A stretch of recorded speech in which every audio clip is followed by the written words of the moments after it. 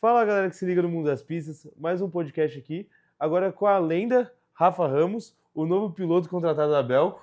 Opa, será que vai? Infelizmente não, mas vai ter alguma etapa no ano que vai andar ou não? Não, acho que nossa proposta esse ano é realmente somar com a equipe, né? Em primeiro lugar, olá a todos, Montanha, prazer estar aqui falando com vocês. E é uma novidade, é uma coisa muito legal que a gente espera trazer para esse ano, somando com a equipe Belco. Então, o Rafa, para quem não conhece, é uma lenda do motocross brasileiro, ele vai se apresentar, vocês vão conhecer mais dele, mas hoje ele está assumindo o posto de chefe de equipe e treinador dos promissores pilotos da Belco. Então, hoje a gente quer saber mais de qual vai ser a sua grande função e dessa mudança de piloto para comentarista, né? Instrutor também, você foi muito tempo, mas agora como chefe de equipe. Então, O acho que que você conta pra gente, Rafa? tudo isso acho que é a paixão pelo negócio em primeiro lugar, né? Acho que a gente sempre fala, as pessoas que estão envolvidas com o esporte, o motocross, ou seja, o esporte que for, mas o motocross em si, envolve muita paixão, muita empenho em estar, e acho que essa é a minha busca. Eu sempre busquei estar no meio, né, da motocicleta, enfim.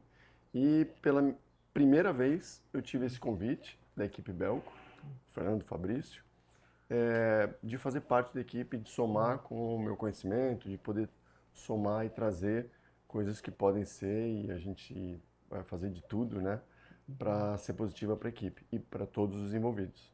Que Então acho que legal. é um passo novo para mim também. Como eu disse, é o primeiro convite para desenvolver esse trabalho como chefe de equipe. E eu espero realmente poder trazer bastante coisa boa aí e aprender bastante também. Que legal, Rafa. E você que esteve do outro lado da moeda, né? Como que você acha que essa experiência como piloto colabora no desenvolvimento de novos pilotos e do desenvolvimento da equipe? Eu acho que, em primeiro lugar, a Belco tem uma proposta muito legal, que isso me encantou sempre. É um trabalho que, na verdade, eu sempre tive na minha carreira vontade de somar e com os meus erros, na verdade, que eu passei, em somar com os pilotos de instrução mesmo, né? Depois eu conto um pouco do que eu fiz ao longo da minha vida, mas eu sempre busquei ter informações, depois de acidentes que eu tive, eu busquei passar informações, fosse para pilotos ou não, pessoas de rua, motociclistas em geral. E a proposta da Belco tem muito a ver com o que eu sempre sonhei, porque a minha dificuldade para começar a correr foi por onde eu começo, aonde eu vou, quem pode me ajudar, onde eu posso ter um amparo, uma estrutura, uma informação, uma formação, um direcionamento, enfim, como eu posso progredir como piloto. Eu tive isso da minha família, meu pai, que né, me apoiou, meu irmão, que me deu uma grande força, esteve comigo o tempo todo quando eu comecei, mas a gente apanhou. Né? Por exemplo, para você ter uma ideia, eu comecei a correr, voltando até antes de uma equipe, através de uma revista que eu vi que tinham crianças que corriam. Isso foi em 87, meu primo me apresentou uma revista. E aí que eu descobri que tinham crianças. Hoje, claro, já é muito mais divulgado, muito mais aberto. Mas o conceito da equipe de dar oportunidade de formar pilotos além dos profissionais que vão estar em linha de combate, mas também ter uma porta de passo 2 para quem já está no esporte, para se profissionalizar, para conhecer o ambiente profissional, para ter uma estrutura que provavelmente não tenha sozinho, é muito legal. E eu poder somar com isso tudo, eu estou muito feliz. Não, tenho certeza que vai ser muito bom de você trazer toda essa experiência de época de Suzuki, Yamaha, KTM. É, E conta um pouco pra gente de títulos da sua trajetória no motocross, por onde você passou, história do AMA, nações e tudo mais. legal, Montanha. Eu comecei a correr em 88, em 91 eu fui campeão paulista brasileiro na 80 cilindradas. Depois eu fui campeão na 125, campeão paulista, campeão sul-americano, né, na 125 cilindradas. Eu digo que a minha carreira ela foi praticamente feita de dois tempos. Uhum. Né? Era uma época diferente de hoje, em termos de equipamentos e tudo mais e tal. Mas eu conquistei alguns títulos na minha carreira como sul-americano de motocross, vice-campeão latino-americano de supercross, campeão brasileiro de supercross, vice-campeão brasileiro de motocross algumas vezes. fui campeão brasileiro de motocross também na 125, tive a oportunidade de fazer parte e a honra, né, de fazer parte do grupo dos pilotos do Motocross Nações em 99. Até então nós tínhamos conquistado o melhor resultado, que foi 14º, e, e era a equipe Honda, né, fui eu, Paulinho Stedley e o Cristiano Lopes. Então nós conquistamos ali uma colocação importante para o Brasil. E aí eu tive a oportunidade e a honra também, que eu fiquei nos Estados Unidos em 94, com o Paul Lindsay, que era um piloto que era chefe da equipe lá nos Estados Unidos. E aí depois eu fiquei com o Rodney Smith. Foi um convite que ele me fez em 95, para ficar através da RM Motos, para eu poder ficar lá com ele. E eu tive uma grande oportunidade, que eu fiz o catálogo da Suzuki em 96.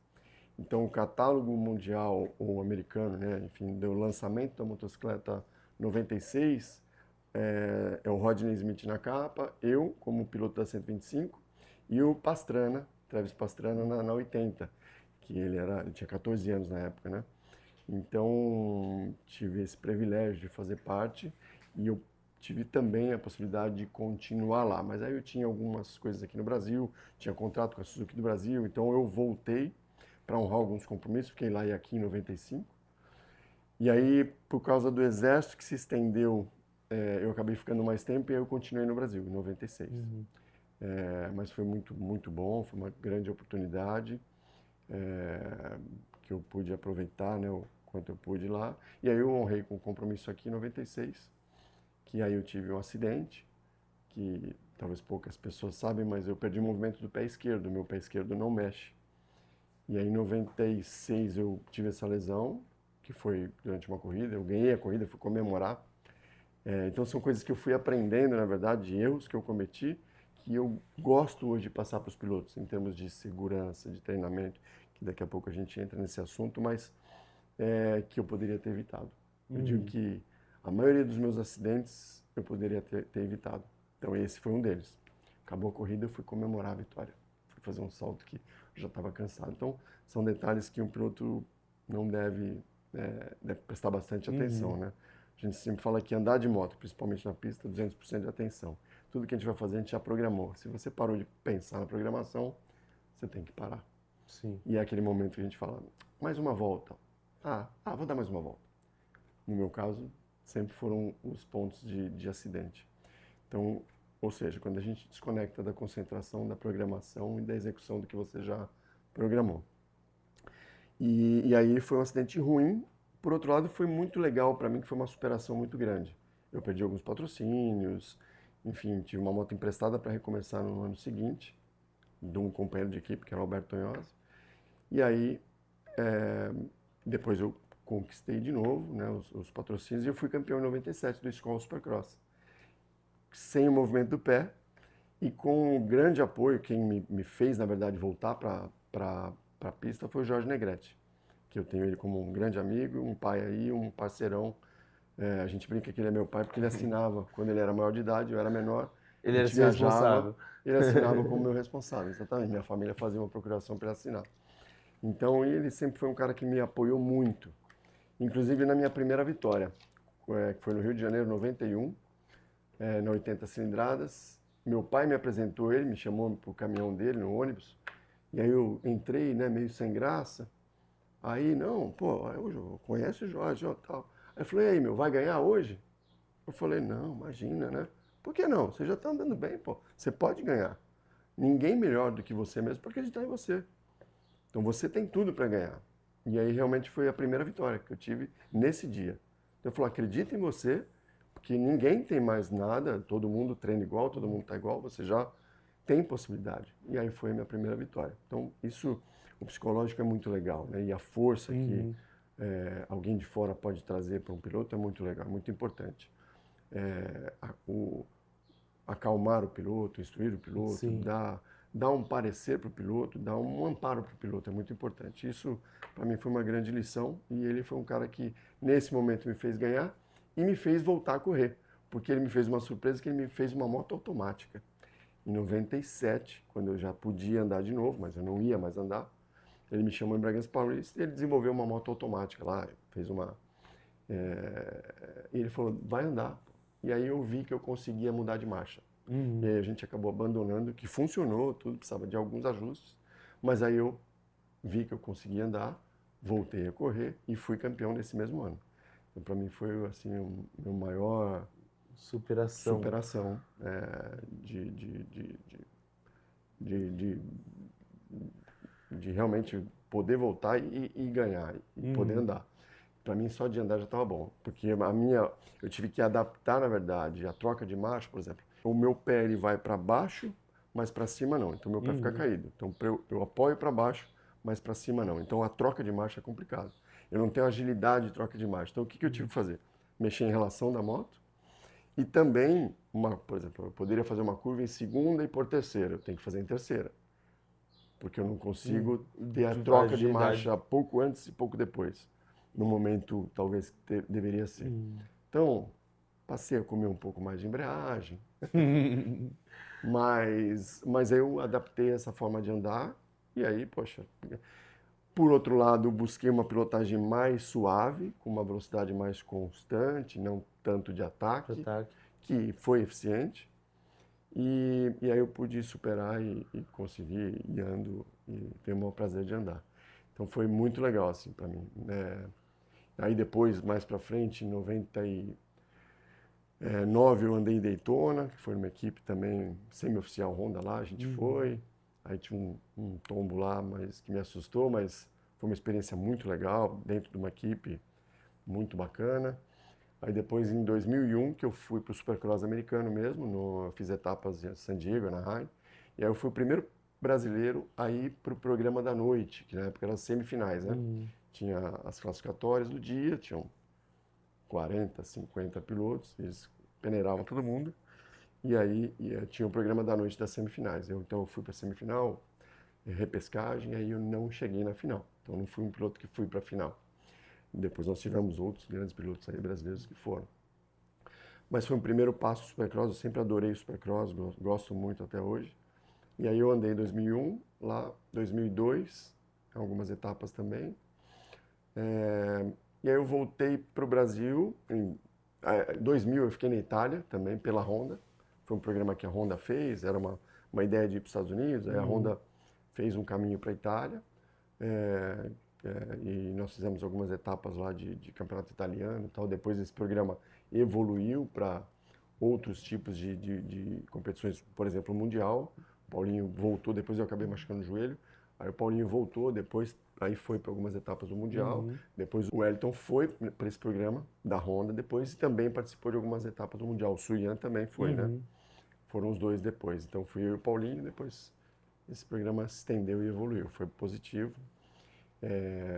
E aí eu entrei no Arena em 2001, que é o que eu faço os comentários hoje, né?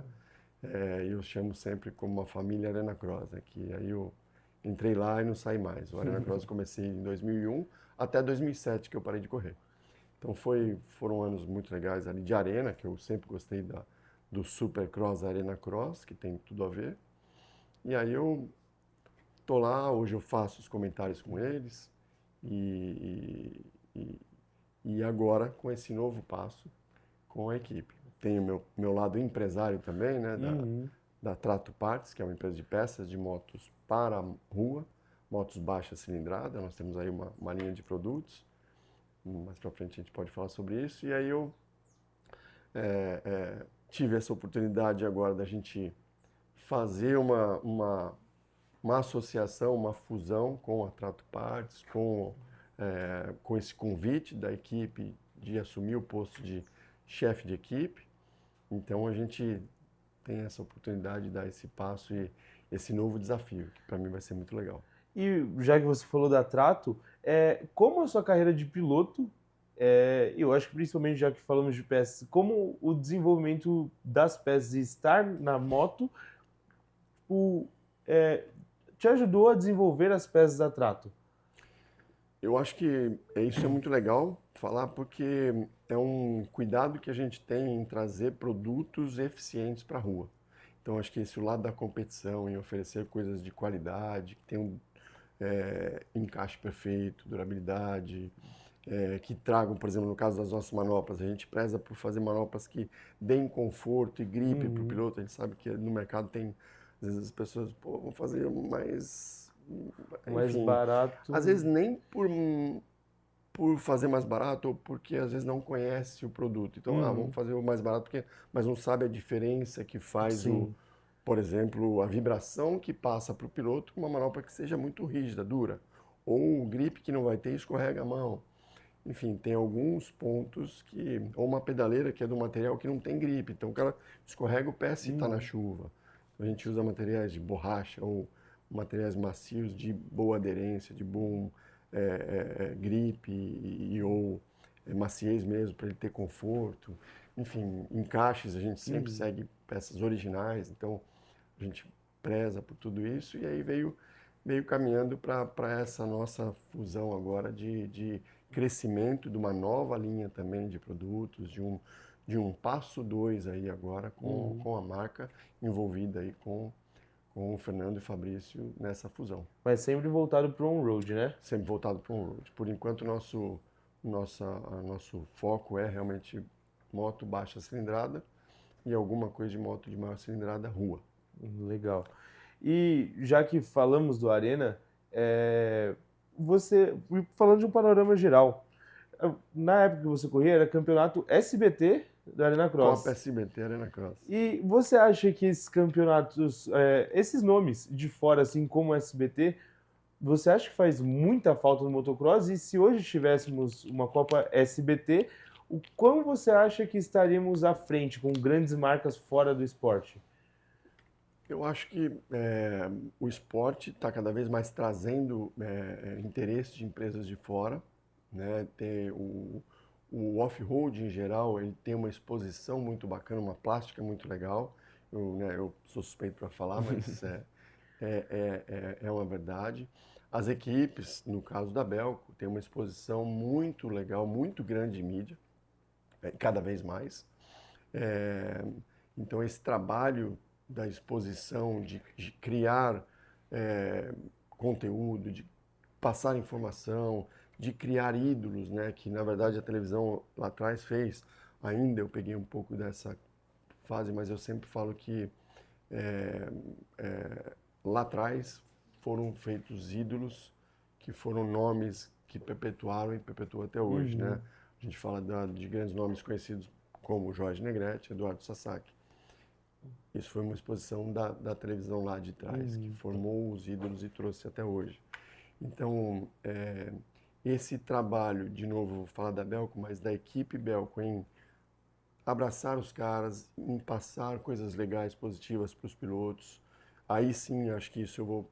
A proposta é para eu somar nesse sentido, a gente entender o piloto entender da motocicleta, é, é, desenvolver a moto, saber o que está fazendo, ter uma boa conduta. A gente sempre fala que o piloto bom não é o mais rápido só.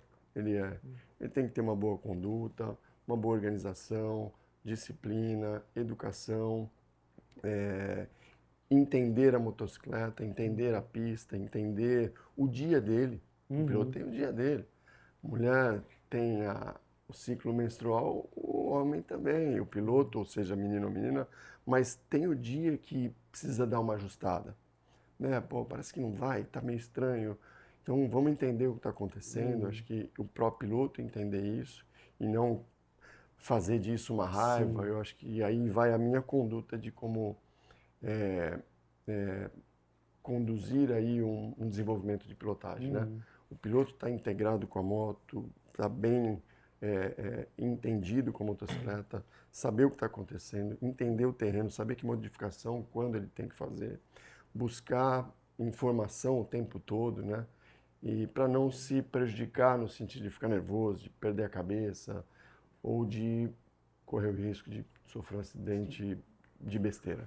Então, como o Carmichael dizia, né, que o motocross na verdade é um jogo, você vai estar aqui para ensinar o piloto a jogar o jogo da melhor forma De ser possível. um parceiro mesmo. Eu acho que né, não ensina. Eu vou aprender muito também, né? Espero Uhum. ensinar, mas eu também vou aprender muito.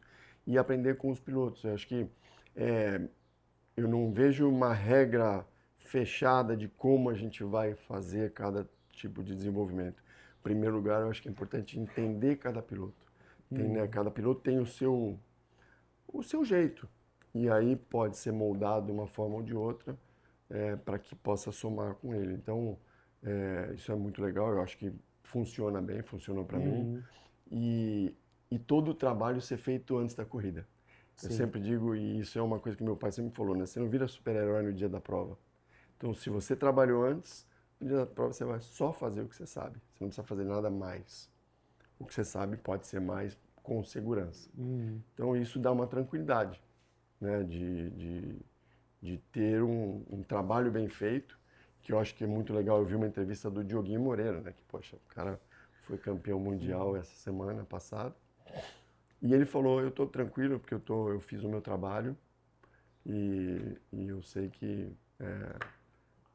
hoje eu vou fazer o que eu sei fazer. Então, isso é muito legal. E isso eu acho que essa é uma cabeça que a gente tem que trazer e o piloto tem que ter essa consciência. Trabalhar principalmente o psicológico do piloto para ele ter certeza e confiar no trabalho que fez Exato. e Confiar que ele na pode. equipe, exato. Confiar no suporte que ele tem, confiar no equipamento que ele tem, conhecer o equipamento que ele tem, né? A gente brinca, né? Muita gente fala, mas andar de moto é fácil, né? Então, muitas pessoas que assistem o esporte não sabem o quanto de dedicação precisa, né? O quão sacrificado é o esporte, assim, no bom sentido. É um esporte profissional, o cara tem que ter dedicação, com alimentação, com treinamento, preparo físico, psicológico, moto, entendimento da motocicleta, horas em cima da moto, e é um dia após o outro. É um dia após o outro. E Rafa, você como um exemplo do que o ajuste da moto e ajuste de técnica pode ser feito, como você citou do seu pé, o que você acha tipo, de muitos pilotos hoje que não tem, mesmo que sejam profissionais e sejam em alto nível, às vezes não sabem ajustar a moto da melhor forma? Como que você acha que isso é o diferencial de um piloto que sabe ajustar muito bem a moto e o que não sabe? Você acha que isso pode ser algo que vai mudar o jogo? Eu acho que a gente tem exemplos assim em vários esportes, né? Tem pilotos melhores de ajuste ou que entendem mais. Mas com certeza eu acho que faz diferença o cara saber o que melhorar. Porque o mecânico que está ali fora, ele vê, pô, a sua moto está chimando, está batendo, sei lá, está demorando para sair ou está muito curta, põe uma marcha ou vamos trocar a relação. Mas ninguém melhor do que o piloto que fala, ó, vamos pôr um dente maior na coroa, porque eu estou saindo da curva, mas, vamos falar, falta força para a saída e sobra motor no final. Então, quer dizer, eu posso encurtar que não vai faltar no final. Detalhes assim que o piloto tem que saber. Sim. Porque às vezes ele encurta a moto, mas no meio da reta acaba o motor. Aí ele põe em marcha, mas não deu tempo ainda porque já está chegando a curva. Então ele tem que saber o que ele pode fazer. Então é muito importante o piloto. E na nossa época eu acho que isso fortalecia mais, porque a dois tempos era mais ajuste. A dois tempos, não que tenha facilitado, mas a quatro tempos realmente evoluiu como motocicleta, né? A 450 tem mais motor, recursos. mais recursos. A eletrônica da moto, a potência da moto, a elasticidade que a moto tem, freio motor, né? Então, realmente, as quatro tempos tem muito mais equipamento, recurso, né? Não só de eletrônica, mas de preparação, de equipamento, de peça, de suspensão. Lá atrás a gente tinha, mas era um pouco mais limitado e realmente tinha muita modificação na moto. Além disso, a parte de ser dois tempos, de manhã estava A temperatura. 15 graus, você entrava na pista, a moto era uma. Na hora do almoço, tinha que ficar carburando a moto o tempo todo. Que horas é a corrida? Puta, vamos ver a temperatura, umidade. Então vai mudar, não vai mudar, altitude. Hoje em dia tem mais recurso, né? Então, eu acho que são evoluções, mas que não vai fugir do piloto entender a moto. Sempre é o melhor dos mundos. E já que você chegou nesse ponto, eu ia chegar lá, você acha que na sua época fazia mais diferença o piloto do que faz hoje, que temos muitos recursos, assim que falamos? Lógico que o piloto se diferencia. Um bom piloto, com qualquer moto, vai andar muito bem. Mas só que, na sua época, era mais a diferença do piloto ou a moto também fazia muita diferença?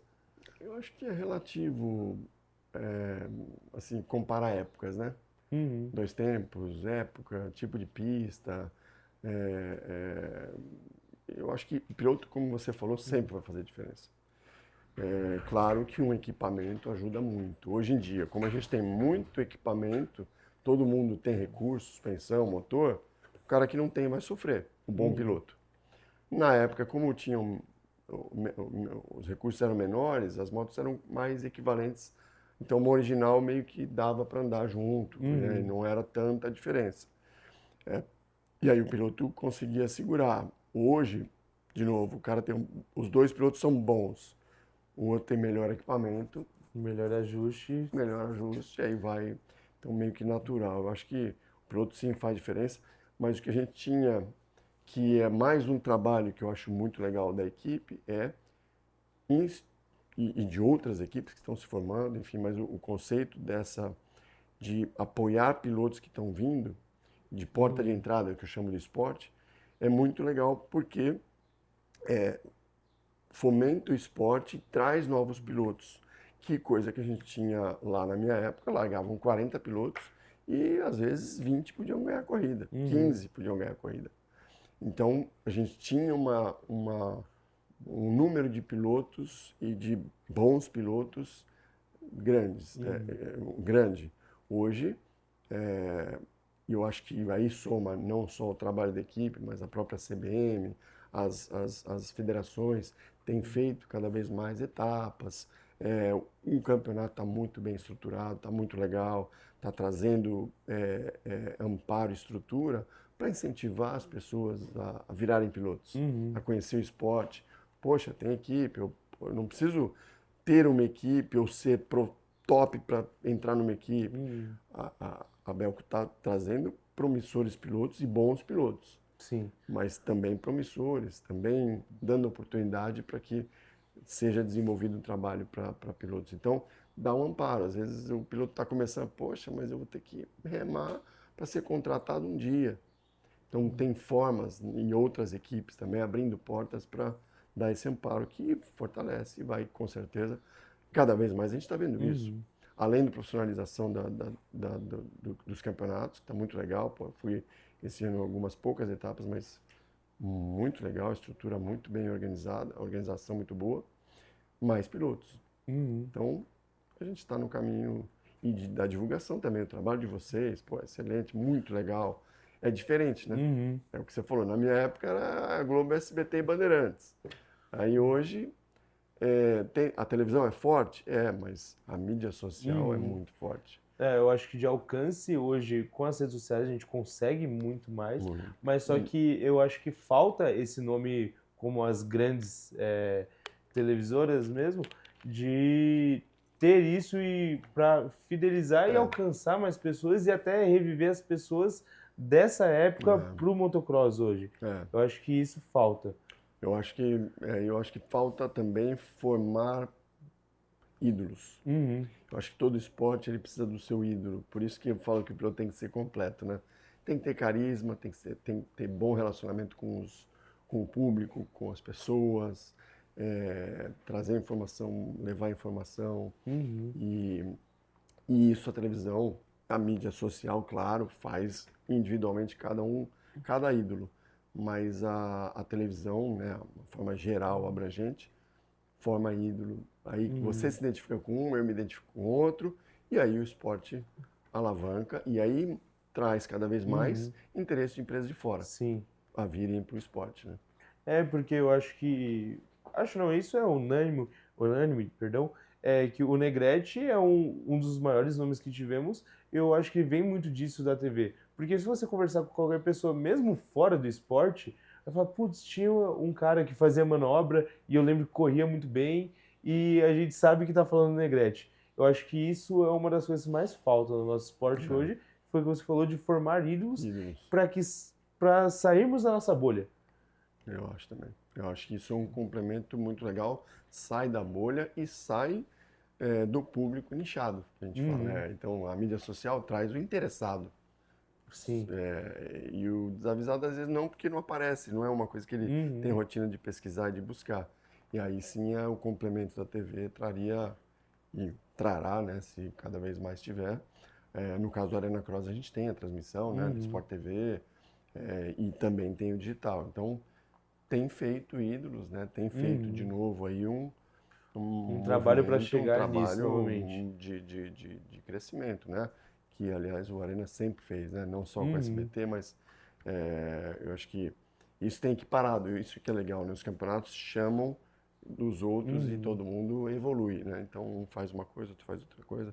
Então, o Arena Cross hoje é um exemplo de organização, de plástica, né, de Uhum. beleza ali do esporte, de praticidade, de levar, enfim, na parte social, de pista, né, pô, os gringos estão vindo fazer a pista, Uhum. top, é um supercross praticamente Sim. americano, né, então ficou muito legal. E aí, sim, começa, a gente precisa criar ídolos, eu acho que é, é, as fábricas, as equipes, elas precisam, faz bem criar ídolo, né? Uhum. Para todo mundo, faz bem para todo mundo. Sim. Fortalece o piloto, fortalece o esporte, fortalece o patrocinador, a mídia. Então, eu acho que a gente está nesse caminho, né? Não sei Ai, o que que você bom. acha, Eu concordo. né?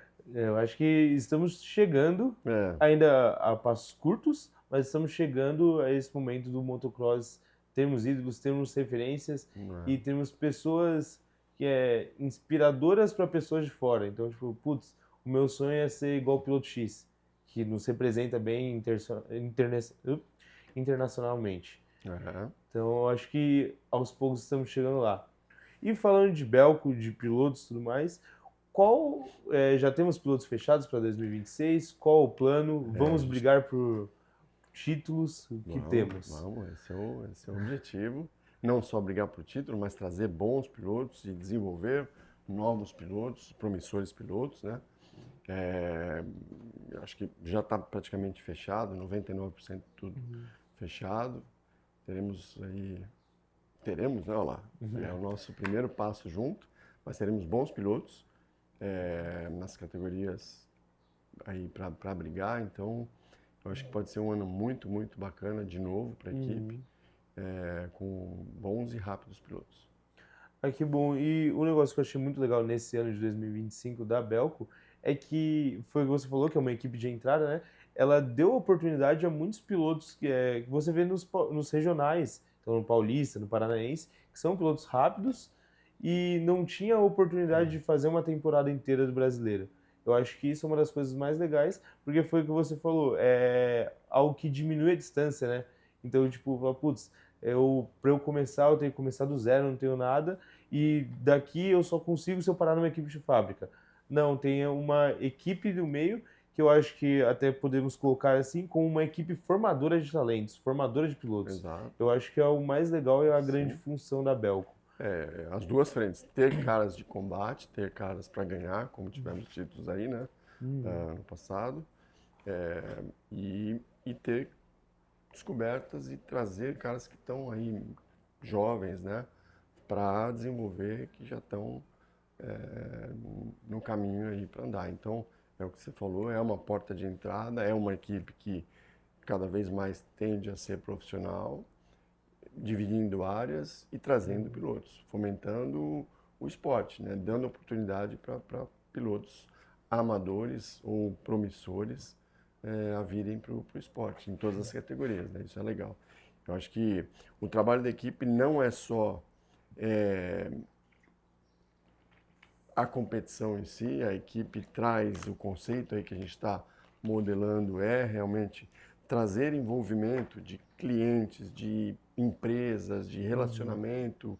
Acho que esse é um trabalho bem importante de negócios, né? Porque acho que, enfim, todo mundo que se envolve tem o intuito e o interesse de negócio, e isso também tem um trabalho muito forte Uhum. em negócios, em divulgação, né? A mídia, a gente vê que a exposição da equipe ano passado, esse ano, né? Eu já estou falando de Eu 26, também tenho esse costume. Que mas pra em gente acabou 25 as corridas, agora, acabou o então ano, né? acabou o ano, né? O ano passado, a gente chama de ano passado esse ano. Mas a exposição, né, e retorno de mídia foi muito grande, e isso é importante, né, para os patrocinadores, para as Uhum. empresas, inclusive empresas de fora. E uma coisa legal, um balizador aí de importância da exposição do off-road motocross, Arena Cross do off-road. Grandes marcas estão vindo para o off-road, né? A gente vê hoje a Ducati desenvolveu moto off-road, a Triumph são empresas focadas em rua, motos clássicas até mais a Triumph, que é a tradição deles, depois as Big Trails e tal, Speed, que eles são fortes, mas vieram para o off-road, que é uma exposição positiva para todas as marcas. Então isso mostra que o nosso esporte ele está no caminho certo, ele tem um viés muito forte aí de divulgação e um ambiente que eu sempre falo que de ótimas amizades e relacionamento. Então você conhece pessoas de A a Z, empresas, empresários, pessoas de diversos negócios e cabe qualquer tipo de empresa para divulgar o seu produto, porque a gente trabalha com públicos de todas as áreas, né? E de todos os lugares do Brasil, então do mundo, né? A exposição hoje ela é muito maior que o Brasil. Então acho que é fantástico para um passo a passo de cada vez ser mais profissional. E na Triumph, já que falou dela, você era instrutor nela, certo? E como funcionava isso? Qual era a sua função dentro da parte de ser instrutor da Triumph, que é uma empresa gigante e fora do nosso meio? Eu trabalhei bastante tempo com eles, comecei em 2014, até, enfim, 8 anos, através da TRX, que é um braço da Triumph, é uma empresa terceirizada que faz toda a parte de treinamento, experiência que é o Pablo. E eu comecei a trabalhar com eles, poxa, fantástico, são pessoas do bem total, fui muito feliz lá, aprendi muito com eles e eu desenvolvi mais a parte off-road. Eu fiz cursos on-road, aprendi muito também nessa parte on-road, somei também com a minha visão sobre o que poderia... a gente sempre fala que o off-road, ele ensina muito para qualquer modalidade. Isso não sou eu, não é um capricho meu, mas tanto é que a gente vê todos os pilotos de moto velocidade treinam motocross. Sim. Né? Porque você aprende a entender a motocicleta, o quanto ela desliza, o que horas ela trava ou não, se ela estilinga ou não, e o asfalto é muito perfeito, mas eles escorregam, então o cara aprende a entender, a lidar com isso. E é uma forma mais bruta ali no asfalto, né? Se ela dá uma desgarrada é perigoso. Então o piloto treina muito no off-road. Então eu pude somar com eles nessa questão on-road e desenvolver alguns treinamentos e a parte mais técnica de off-road. Então eu fiz bastante treinamento e curso off-road e eu sempre falo que nós como pilotos, principalmente numa questão de big trail, de motos, de motociclistas e não pilotos, é fazer com que o cara tenha prazer em andar, não é virar piloto. Então isso é um cuidado que, na minha opinião, e isso eu levei para a Triumph, a gente teve e eu prezo por ter, que é tratar o cliente como um usuário de motocicleta para o uso na terra. E não tentar fazer com que o cara faça nada extremo e corra risco. Então ele vai entender o conceito da terra, que é totalmente diferente do asfalto. Ele já tive casos de clientes, poxa, agora eu entendo a moto na terra. Nossa, eu vim de carro, né? Eu fiquei com medo de vir de moto até aqui porque tinha uma estrada de terra. Agora, vou ter maior prazer, porque não é um bicho de 7 cabeças, mas assusta. E aí o cara entende, é realmente uma percepção, um entendimento, saber o que fazer e como fazer. E aí foi passado isso. Então foi muito legal, foi uma experiência muito legal. Eu ainda tenho contato com eles, né?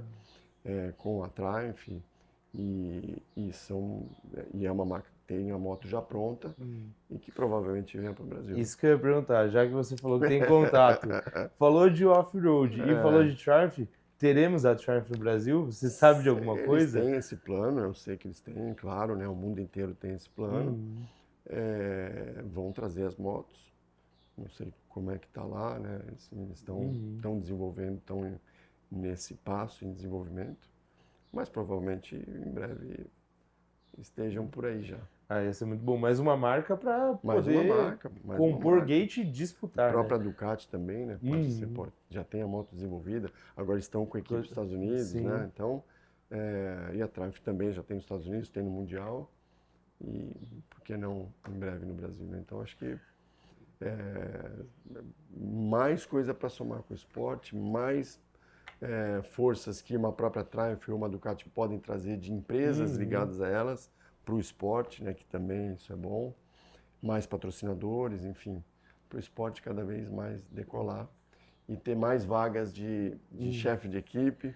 Eu sempre falo, né, que essa questão de piloto, vou emendar esse assunto, Fique em paz. tô falando pra caramba aqui, né, mas eu acho que é legal a gente explanar. É muito legal, eu fico muito grato e honrado pelo convite do Fernando e do Fabrício para eu fazer parte da equipe. Existem técnicos, existem mecânicos que têm um olhar muito bom para o piloto, que é o cara que dá um amparo para o piloto. Existe pilotos e ex-pilotos que podem e estão cada vez mais somando para o esporte. Por isso que eu falo que eu sou grato, porque eu vou ter o maior prazer de ocupar essa posição de chefe de equipe, de poder somar. Então, eu acho que isso contribui para o esporte. Com certeza, não só o meu, claro, mas o trabalho de pessoas envolvidas, de mecânicos, de treinadores, de pilotos, de pessoas que convivem e entendem do meio. É muito importante. Por exemplo, eu já vi casos de um cara que foi para uma marca de moto, veio de uma empresa de suco, por exemplo, que era... E eu não sei nem o que é a roda da moto. A moto, como é que é? A marcha na mão? O cara tem o conhecimento do negócio, do business.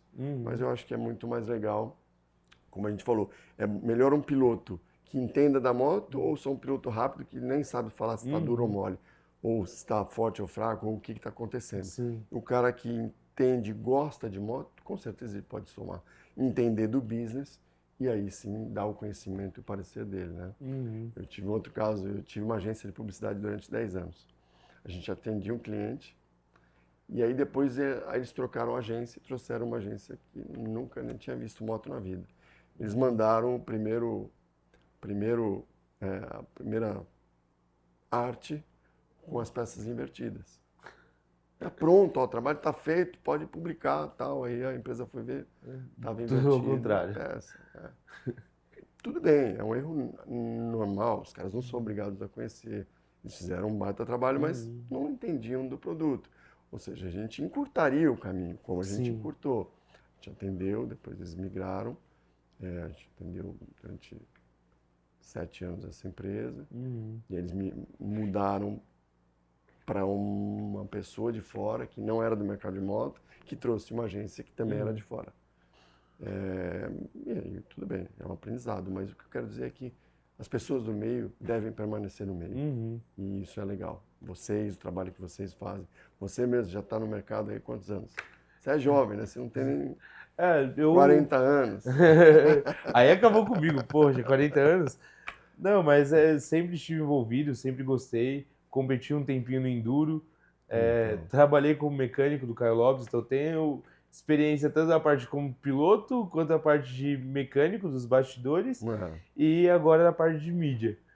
Mas, não adianta. Se você gosta do meio e está no meio, tem paixão, você vai fazer o que tiver que ser feito para tudo Da rodar. melhor Para o forma motocross possível. rodar, para o Exatamente. Sport Off-Road rodar. Exatamente. Então, pô, é muito legal você estarem no meio, você estar no meio e cada vez mais pessoas do meio ficarem no meio, né? Então, por isso que eu falo, pô, poxa, paro de correr e vou trabalhar num outro negócio.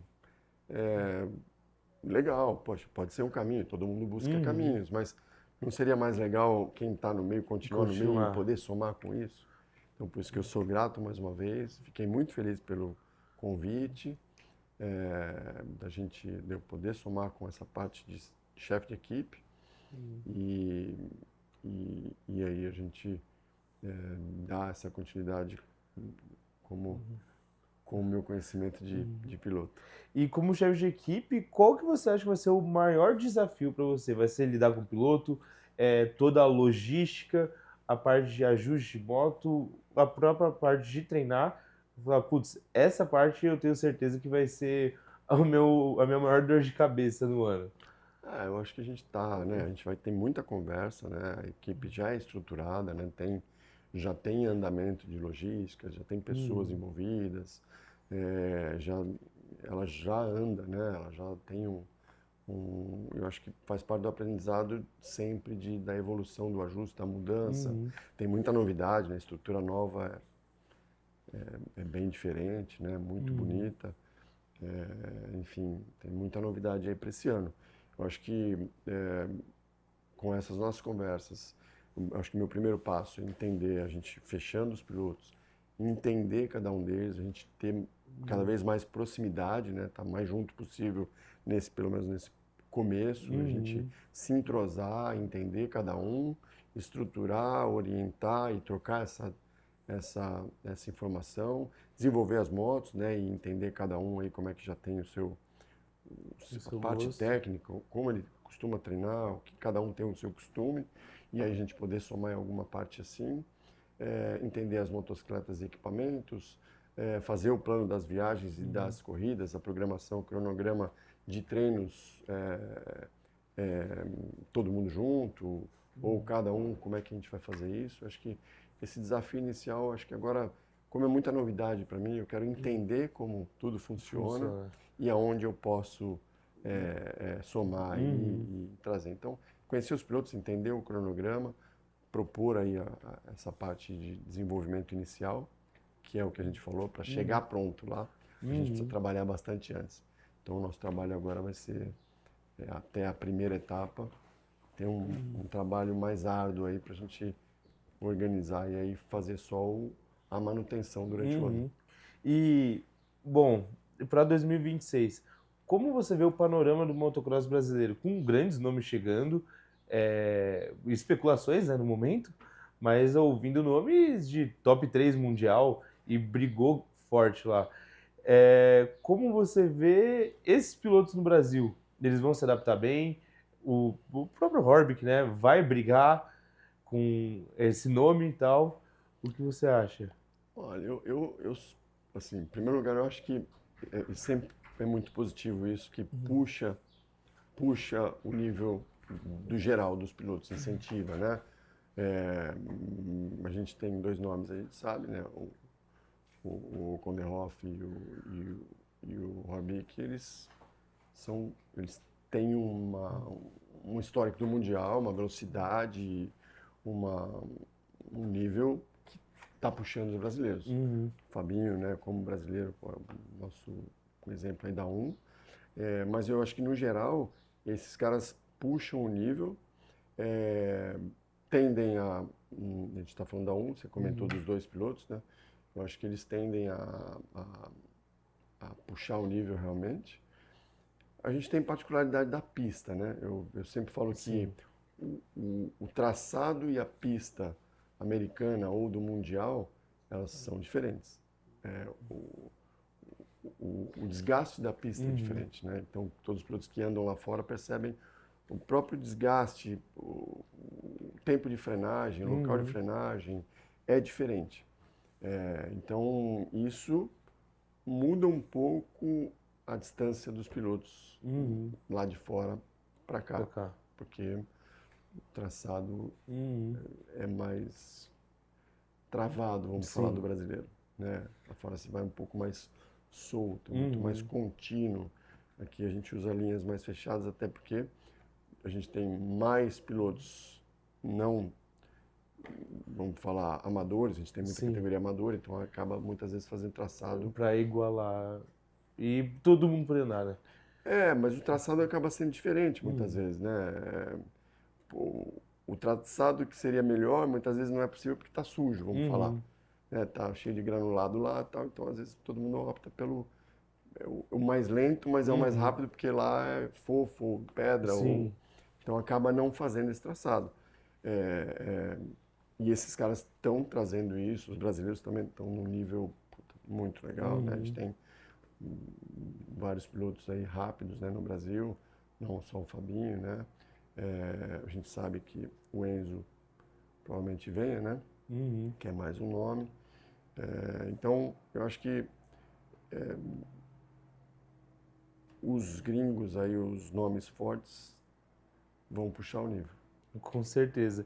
E já que você falou dessa diferença de pistas, né?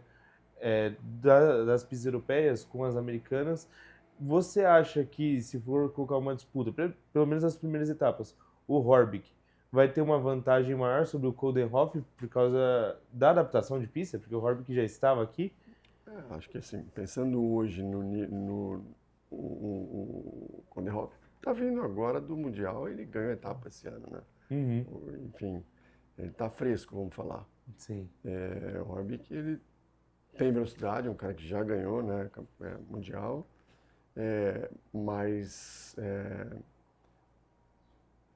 tem a fase da adaptação. Então, de repente, vai chegar, o Coldenhoff vai chegar, vai estranhar um pouco, ou não, vai se adaptar. Eu acho que o início é sempre como a primeira etapa de qualquer campeonato. Às vezes dá uma zebra lá que ninguém acredita, depois as coisas vão se mudando.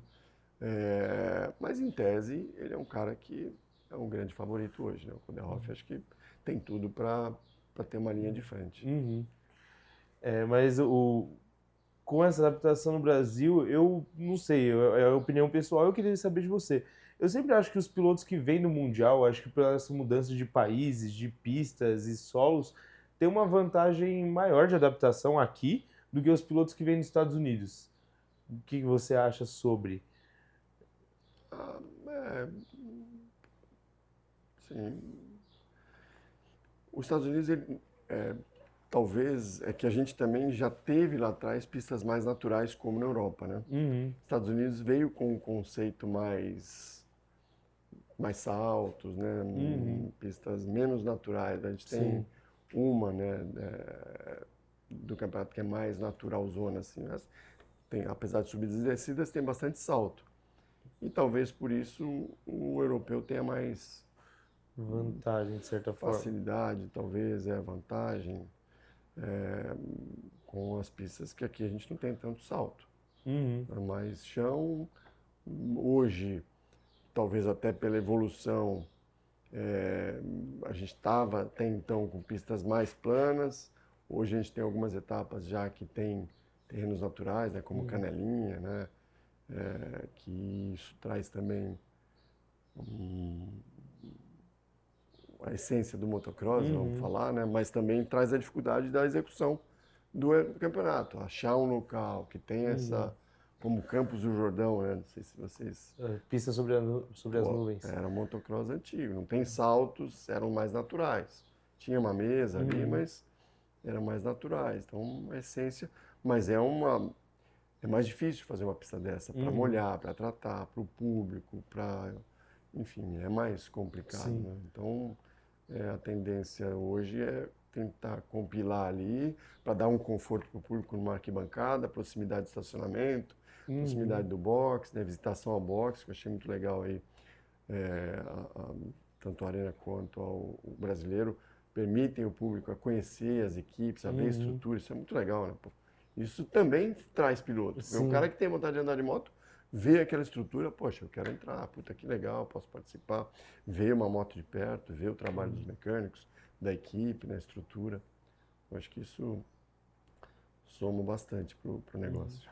E como você citou a pista sobre as nuvens, eu já fui lá, conheço a pista, não andei, mas conheço. Das pistas da sua época que você correu, qual era a sua pista favorita? Você, tipo, das etapas, você fala, putz, essa pista é a que eu mais gosto. E qual foi a que você mais gostou de andar no mundo todo? Putz, assim, eu sempre fui fã de Supercross, né?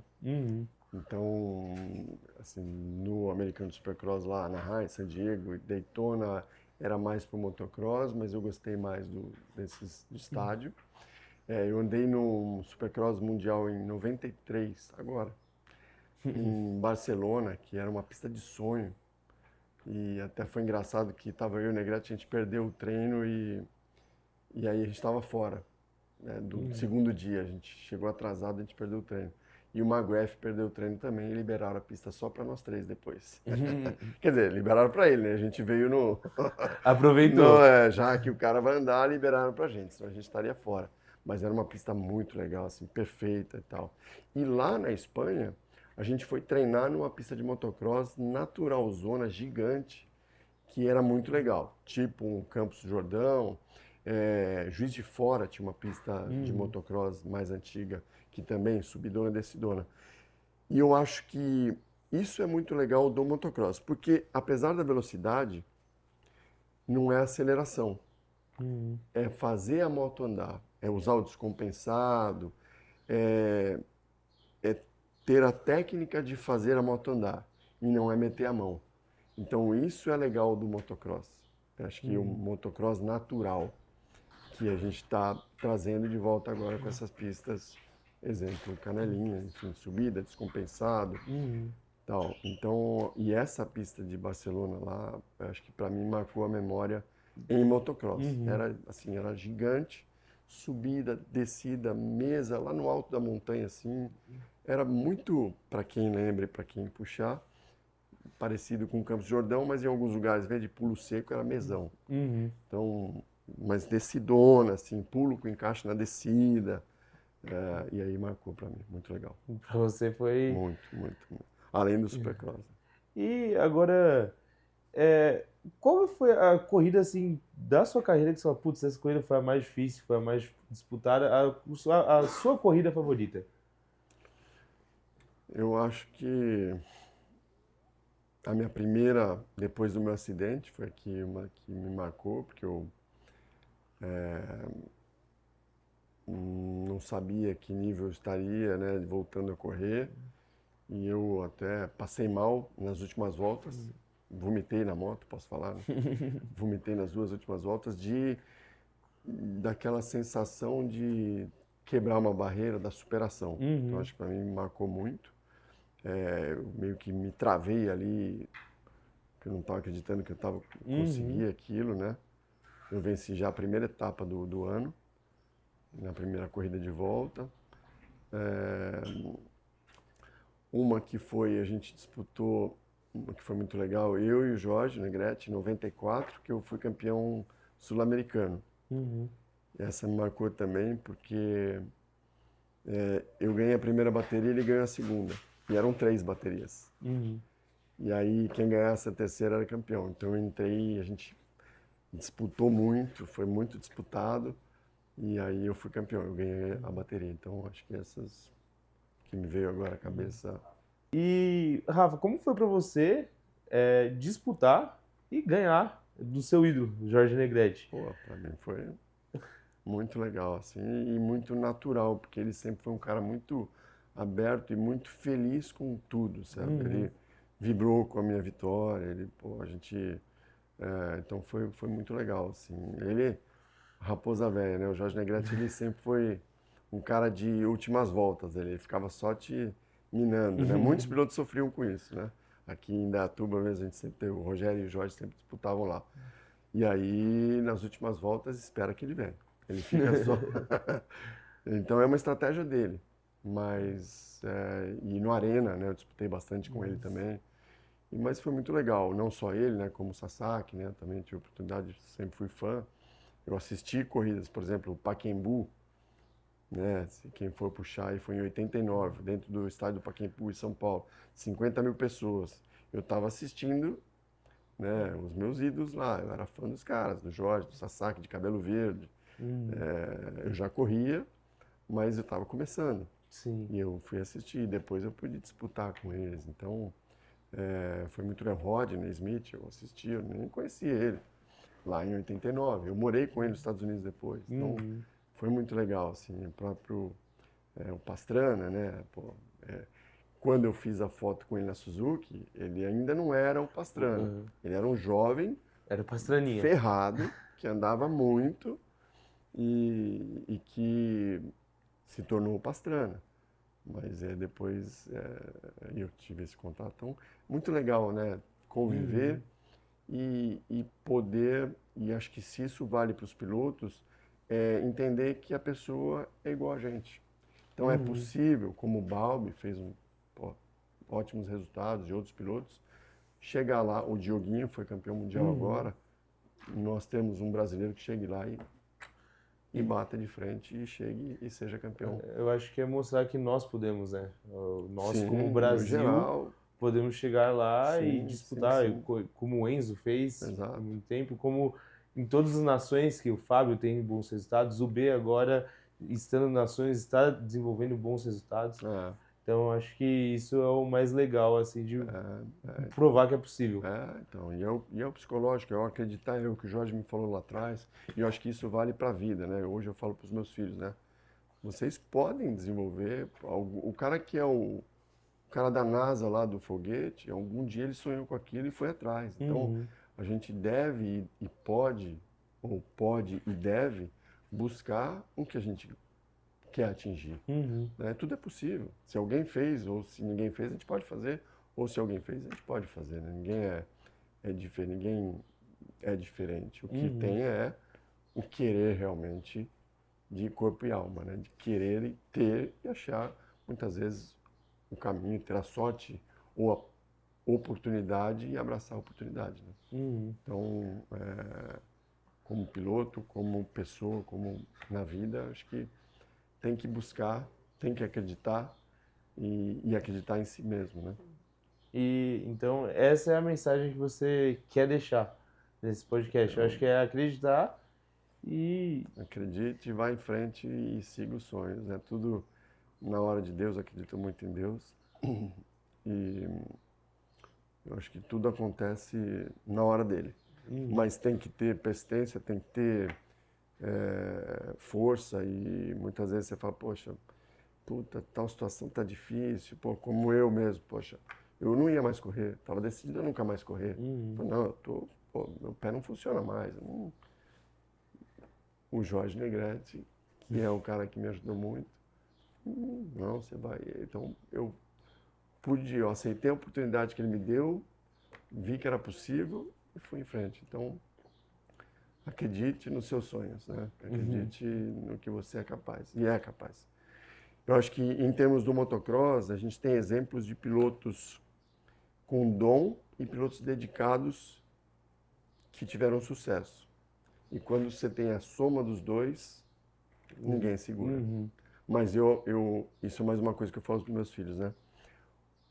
A dedicação supera o dom, porque só o dom não leva ninguém a lugar nenhum. Ou leva de uma forma não tão eficiente. Então, se o cara é dedicado, e por isso que é mais um ponto que eu acho que todo mundo quiser fazer o que quiser fazer, se dedicar, vai fazer. Porque a dedicação, ela é... Nada supera o trabalho duro. Nada supera o trabalho duro. No caso do motocross, a gente tem pilotos que não tinham tanto dom. O próprio Carmichael, você citou aqui, ele sempre falou, nunca tive o dom que o McGrath tinha, por exemplo. Mas a minha dedicação foi... se ele treinasse 2, eu queria treinar 4, porque é isso. E ele trouxe resultado. Ele teve. Então, é isso aí. Acho que a dedicação, o foco e o querer é o que manda na conquista. E para finalizar, eu queria agradecer todo o tempo que você dedicou aqui, as conversas, e parabenizar o Fernando e o Fabrício por estarem trazendo um ídolo do motocross, uma lenda. Uma honra para mim. De estar aqui de volta nas pistas, uma função diferente, mas estar à frente eu tenho certeza que vai colaborar e vai evoluir muito o nosso esporte. Então, parabéns, Rafa. Muito obrigado. Obrigado vocês todos. Um abraço, sucesso. Parabéns pelo trabalho. Obrigado. E vamos seguir esse desafio que vai ser muito positivo, muito bacana. Parabéns e muito obrigado. Muito obrigado.